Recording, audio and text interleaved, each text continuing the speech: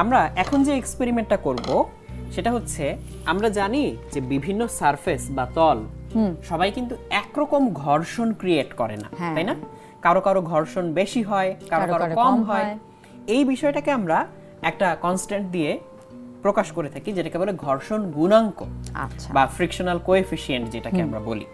তো একা একা কোনো একটা সারফেসের ফ্রিকশনাল কোএফিসিয়েন্ট কত তুমি সেটা বলতে পারবে না, তোমাকে বলতে হবে এই সারফেসের সাথে অন্য একটা সারফেসের ফ্রিকশনাল কোএফিসিয়েন্ট কত। তো এটা খুব ইজিলি বের করা যায়। এটা বের করার উপায় হচ্ছে, ধরো এই যে বইয়ের বাইরে কি থাকে? কাগজ।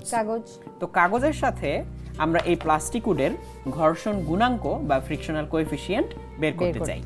তাহলে এটা করার জন্য আমাকে একটা কাজ করতে হবে, সেটা হচ্ছে এরকম একটা প্ল্যাঙ্ক লাগবে, আর এরকম একটা বই লাগবে। বইটাকে আমি এর উপরে রাখলাম, রেখে এবার আমি আস্তে আস্তে এই ঢাল বাড়াতে থাকবো। খেয়াল করো ঠিক কোথায় এসে এটা গড়িয়ে পড়তে শুরু করে, এইখানে, তাই না? আবার আমি একটু চেষ্টা করি অন্য একটা জায়গায় রেখে, দেখি ঠিক কত অ্যাঙ্গেলে ও গড়িয়ে পড়া শুরু করে, পিছলে পড়া, এই যে এই স্ল্যান্ট। তাহলে এই অ্যাঙ্গেলটাই আমাকে এখন মাপতে হবে। এই অ্যাঙ্গেলটা মাপার জন্য আমরা এই চাঁদাটা ইউজ করব। তাহলে এইটা আমি তোমার হাতে দিচ্ছি, তুমি এর কোণায় ধরবে, এর সেন্টারটা হচ্ছে এটার কর্নারে থাকবে। আমি এটাকে তুললে যেই জায়গায় বইটা গড়িয়ে পড়া শুরু করবে বা পিছলে পড়া শুরু করবে, তুমি মেপে আমাকে বলবে কত অ্যাঙ্গেল। উপরের অংশটা খেয়াল রাখবে। রেডি? 1 2 3 আমি উঠাচ্ছি। যখন গড়িয়ে পড়া শুরু করবে তখন এই যে দেখো কত অ্যাঙ্গেল। এটা আছে 10 ডিগ্রিস। তাহলে এটা 10 ডিগ্রি অ্যাঙ্গেলে গড়িয়ে পড়া শুরু করে। তাহলে ওর ফ্রিকশনাল কোএফিসিয়েন্ট কত সেটা বের করার জন্য ক্যালকুলেটরে আমরা tan 10 ডিগ্রি এটা লিখব।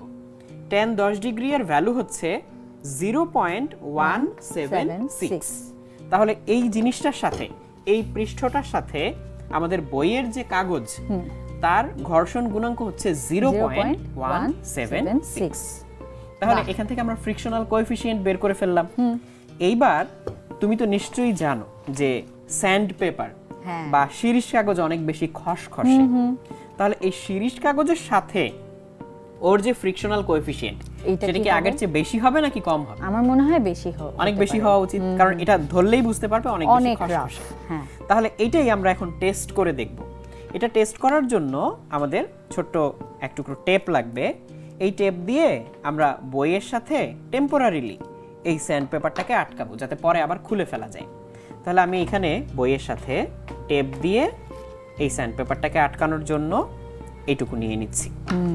তাহলে আমি একটু টেপ কেটে, টু সাইডেড টেপ বা এরকম ফোম টেপ, এগুলো খুব ইজিলি পাওয়া যায় স্টেশনারি দোকানে, সেটা আমি এখানে জুড়ে দিলাম।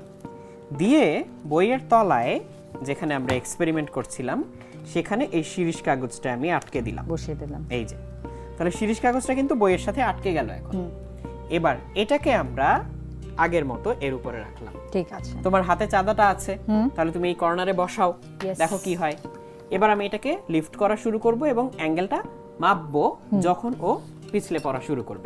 রেডি? 1 2 3 দেখো তো 10 ডিগ্রি পার হয়ে গেল কিনা? এখনো হয়নি। এখনো হয়নি। এখনো হয়নি। হয়েছে? এখনো কিন্তু পড়ছে না। এখনো পড়ছে না। 10 ডিগ্রির চেয়ে অনেক বেশি হয়ে গেল। অনেক বেশি হয়ে গেল। এখন দেখো তো। এখন আমরা 20 এর দিকে আগাচ্ছি। 20 পার করে ফেললাম। এখনো পড়ছে না। 30 এখনো পড়ছে না। 40 এখনো পড়ছে না। 50 60 এই যে, তাহলে কততে গেল? 50। এক্স্যাক্টলি 50, তাই তো? তাহলে 50 ডিগ্রিতে এসে ও গড়িয়ে পড়া শুরু করে বা পিছলে পড়া শুরু করে। এটা শিওর হওয়ার জন্য আমরা আরেকবার করব, কারণ মাপে তো একবার ভুল হতেই পারে। এজন্য আমরা দ্বিতীয়বার আরেকবার মেপে দেখি যে আসলেই এত বেশি হয় কিনা। তাহলে এবার আবার তুমি ধরো। রেডি? 1 2 3 আমি উঠানো শুরু করলাম। ঠিক আছে, দেখো কততে এখন?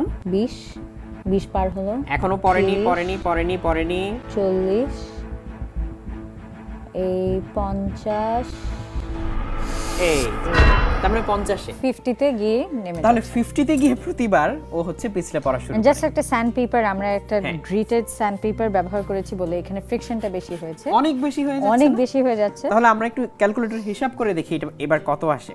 Tan? আগেরটা ছিল 0.176 0.176 এবার tan 50 ডিগ্রি এটা যদি আমি ক্যালকুলেটরে দেই 1.19 ওয়াও তার মানে 1.19 কে যদি আমরা আগের 0.176 দিয়ে আমরা ভাগ করি 6.7 মানে অলমোস্ট 7 গুণ তার মানে আগের তুলনায় ঘর্ষণ গুণাঙ্ক 7 গুণ আসে হয়ে গেছে তার মানে তুমি বুঝতে পারছো যে এই নরমাল কাগজের তুলনায় এটা অনেক বেশি গুণ খসখসা এই জন্যই স্যান্ডপেপারকে আমরা ইউজ করি কোনো কিছুকে ঘষে ক্ষয় করে ফেলার জন্য যেহেতু ফ্রিকশন অনেক বেশি থাকবে তাহলে দেখো খুব সহজে তুমি যে কোনো সারফেসের সাথে যে কোনো সারফেসের ফ্রিকশন বের করে ফেলতে পারবে একটা সারফেসের উপর আরেকটা সারফেসকে রাখবে রেখে কাট করা শুরু করবে দেখবে কত ডিগ্রিতে ডিগ্রিতে এটা স্ল্যান্ট হয়ে কত ডিগ্রি